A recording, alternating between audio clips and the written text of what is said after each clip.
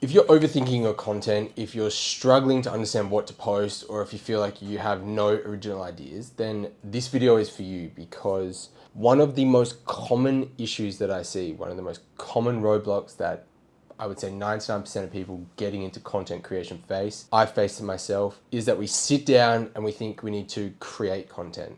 Now, I'll get into why you want to not do that, but also kind of talk you through the process of how you can get away from thinking that you need to just create content around this big sit down, I must shoot these amount of videos, I must shoot it in this style. So the difference is, and what I want you to take away from this video, is that we want to get in a mindset of we are documenting, we're not creating content. It's the biggest unlock, and it's been the biggest unlock for me that helped me go from 0 to 10,000 followers relatively quickly. And it's going to take me well beyond that purely based on this. So what you're probably struggling with, what a lot of people struggle with, is a paralysis of trying to be original, of trying to sit down and think, I need to come up with a piece of content today because I'm a subject matter expert and I want to tell the world about it. What I want you to do is actually flip that and go, I am documenting what I do in a day as a subject matter expert, or I'm documenting how I became a subject matter expert, or I'm documenting my learnings, because even though you may be an expert on something, and even though you may know a lot about one subject, you're continually learning and you're going to be continually doing the thing over and over again. And you want to be documenting that. You want to be showing people through proof. If I sit down right now and just tell you, I'm an expert on this, you should listen to me, no one's going to listen, because it is inauthentic, no one really cares, and they're going to go and watch someone else that can show them how they've done it, or can show them through the process of getting to that point. And I found this out early on. Like, I was posting a lot of ecom content, which is a core competency of mine. I've had some amazing success in it, but I sat down and I was trying to shove that knowledge down people's throats, and it didn't work. One, because my camera skills and my video skills as a whole weren't up to scratch and I wasn't delivering the message well enough. But two, I was sitting down and trying to shove that information down people's throats, as I just said. I was creating content instead of documenting the journey, because I was talking about all past experience. I didn't document anything when I was in it, living it, having that success, doing all these amazing things. So I was going back to it and trying to reference it back, and it was a lot harder for me to get through. Now that I've worked on those skills, and now that I understand content at a very different level, much higher level, I would be confident if I wanted to start going back to the ecom stuff and talking about it. I would cut through a lot better, and I'd be able to tell a really good story, and I'd be able to educate people at a much higher level. So it's a process. It takes time to understand.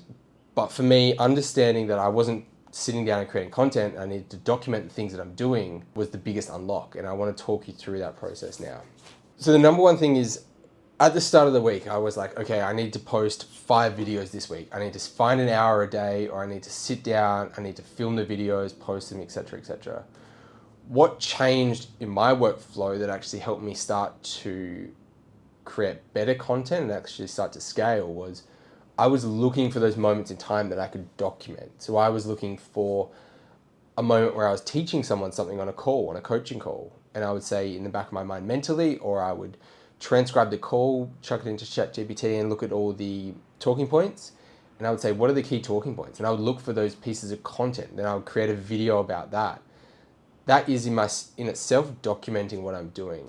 Another way was, I was openly talking to people and saying, like on the internet, saying, I'm not very good at this. Here's my process of learning it. Here's the documentation of me getting better at content creation. I'm going to post 30 times in 30 days, show you everything that I've learned, show you all the things that I already know, and I'm going to get better at that process of it. And from day 1 to day 30, my confidence on camera skyrocketed. So if I had sat down at the start of that month and said, I need to come up with 30 ideas, I would never have done it, and I would never have succeeded at it, and I would never have grown 5, 6, 7,000 followers in a month based on that. So documenting instead of creating was the first major unlock, and it's been the biggest change in my workflow. And the other thing is, it just becomes easier, and the other final thing is, it just becomes easier to stay more consistent. If you're just documenting what you're doing, if you're writing notes, if you're keeping a journal, whatever it is, if you're looking at your calendar and understanding, okay, here's 3 or 4 interesting pieces of content, Here's a story that I can tell. Here's a lesson that I taught 3 other people this week. I'm sure other people out there on the internet want to learn about it. If you just start recording that information, if you start keeping a log of that, it's so easy to become consistent because you don't have to sit down and come up with unique, original ideas every single time. And the best creators, at the end of the day, they may seem like they are sitting down and creating content, but I can guarantee you it's just from lessons that they've learned, it's from podcasts they've listened to, it's from other creators that they've had conversations with, whatever it is. They're taking all that information and they're putting it into their own content. And so they always seem like they have original ideas, which they do, but at the end of the day, it's all just what they're living and breathing and learning along the way. And I think that's a really important mindset shift. And this is what it's all about. It's just like shifting your mindset to, can I document the things that I'm doing? Now, I'm not talking about just posting day in the lives, because that in itself will get repetitive and boring. But maybe you can shrink it into a challenge or change the format. Instead of it being a day in my life as X, could be a day in my life learning X, or a day in my life, or a week in my life learning X. Shrink the challenge format, shrink the time frame, and then add an extra layer where you're learning something, teaching something, trying to upskill, trying something out for the first time. And so I'll give you a couple more little final takeaways before I end this video of just how I actually operate this process myself. Every single client call, coaching call, video call, whatever it is that I have, everything is recorded.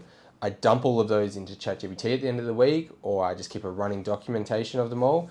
And I say, what are the key talking points that I continually repeated? What are the lessons? What are the things that someone else may find interesting that is in my ICP? I document all of that, and then I put that into my idea bank, and I can go back and reference it. I can either say, here's how I help this person, or here's how I could help you if you're in this kind of broad niche of whatever it is that I'm helping people on. You look for consistency in your comments, you look for consistency in your DMs. If people are asking the same things, if you can see the same common problems, that in itself, should be a piece of content. And the last thing is, I'm always looking for other creators. Now, I take inspiration from them.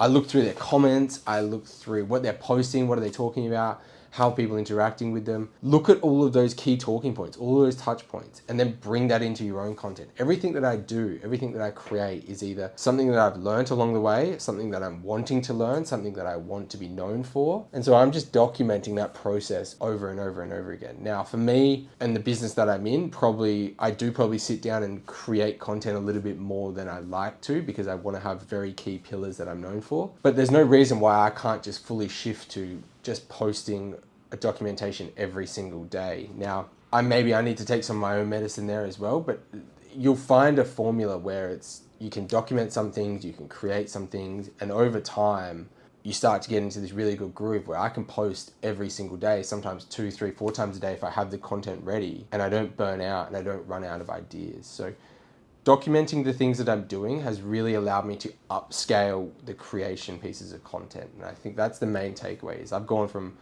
struggling to come up with 5 to 7 ideas a week to now having sometimes 14 pieces of content or more to post every single week. And that's not just in video format. That might be in carousels, that may be just in a post, maybe in stories, whatever it is, a text-based post.